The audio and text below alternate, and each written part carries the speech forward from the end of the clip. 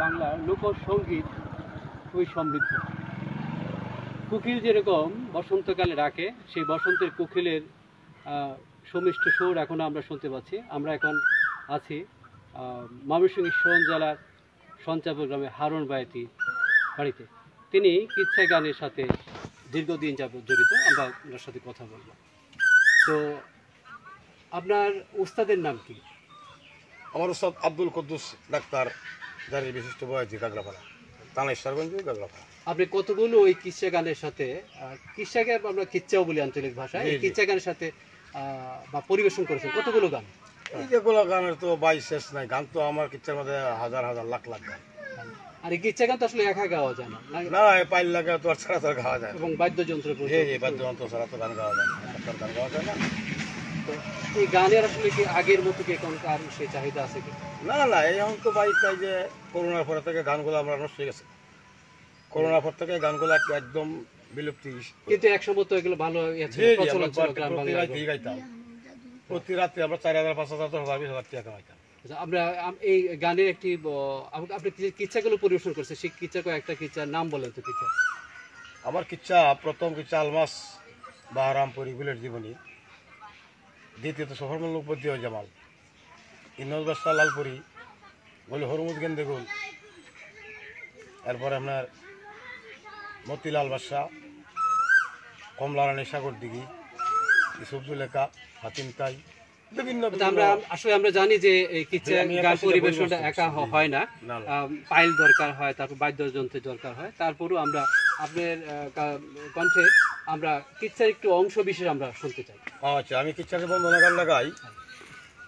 এটা হইলে আপনার আমি প্রথমেই যে বন্দনা লাগাই, ও দিন গেল রে ভাবছো কিরে মন, এই দুনিয়ার মিশা গো মায়ায় কাটাইলে জনম, দিন গেল, মানে ভাই দিন তো গেল, আমরা মিশা একটা দুনিয়ার মধ্যে বসবাস করতেছি।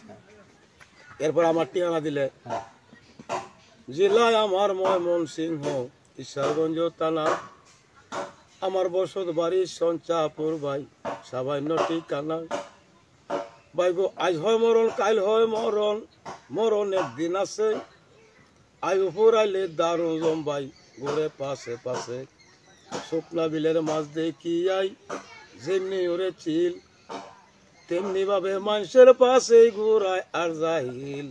আমি তো বয়াতে হালকা হালকা বলি, কিন্তু আমার সঙ্গীত পাইচারা তো হয় না। আর এমনিতেও মানে আমরা যদি একটু গানের গভীরে প্রবেশ করি, যে কিচ্ছার গভীরে যদি প্রবেশ করি, এরকম বিরহ বেদনা বা অথবা আনন্দ বেদনা, অনেক অংশ বিষয় আছে, এরকম একটা অংশ বিষয়। আমরা কিচ্ছা তো আমার অনেক গান আছে, যেমন আমার রজনীপুর হইল গো কুকিলায় ডাকিল, আমার রজনীপুর হইল গো কুকিলায় ডাক দিল,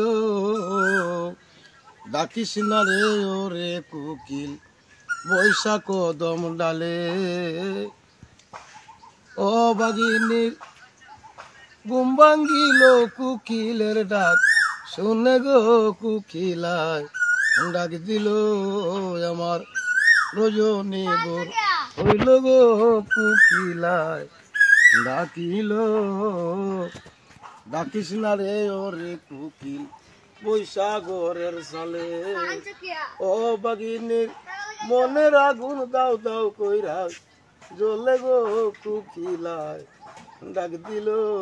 মানে এরকম বিভিন্ন বিভিন্ন ধরনের আমাদের দৃশ্য আছে। যেমন রামের এই একটা বিরহ দৃশ্য, মানে মেয়েদের সন্তান প্রসব হইলে বা সন্তান পেরো থাকলে তারা সন্তান নিয়ে কি কষ্ট করে, অনেক বিরহ আছে ভাই।